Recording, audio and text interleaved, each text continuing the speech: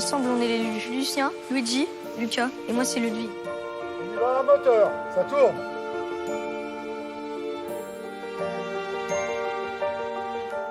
Octobre 2021.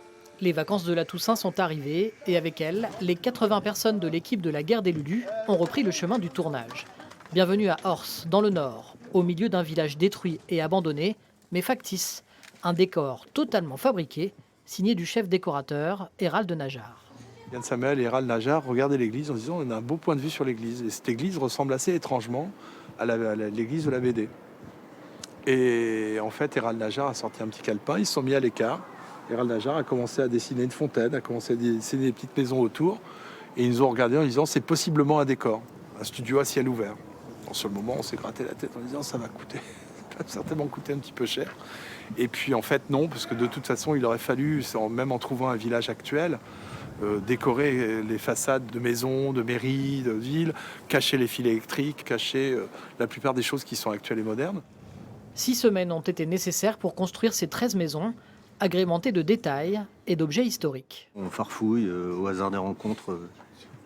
On se fait un petit peu accepter. Après, les gens nous ouvrent leurs portes et puis on a trouvé pas mal de choses. Ouais. On nous a prêté, on nous a loué aussi. Et puis on a récupéré aussi dans des maisons abandonnées, dans des communes. Des maisons qui sont restées, qui n'ont pas bougé depuis une centaine d'années. On a poussé les portes, on a trouvé des objets personnels qui ont appartenu à des gens. Donc on essaie de remettre un petit peu ça dans l'histoire. Parfois, de simples façades extérieures, mais aussi des intérieurs. Visite de l'Estaminet en compagnie de Régis Sautière et Vincent Lemaire alias Hardock, les auteurs de la bande dessinée. Ils ont fait une faute à Hardock. Voilà, ça, écoute, en 14. Voilà un peu le lieu, l'Estaminet, qui ressemble quand même fortement à celui qu'on a pu faire dans la bande dessinée. On retrouve certains éléments, et c'est surtout l'ambiance en fait qui prime, quoi. C'est l'atmosphère, tout ce côté très patiné, en fait, les peintures, les essences de bois, les chaises, le mobilier qui est quand même très sobre, très sommaire, mais en même temps qui a un charme fou. Et moi j'adore dessiner ça, en tout cas dans la bande dessinée. C'est souvent épuré, mais malgré tout ça a beaucoup de vie, quoi. Bien cachés dans le décor, Régis et Hardock suivent la scène qui se déroule à proximité.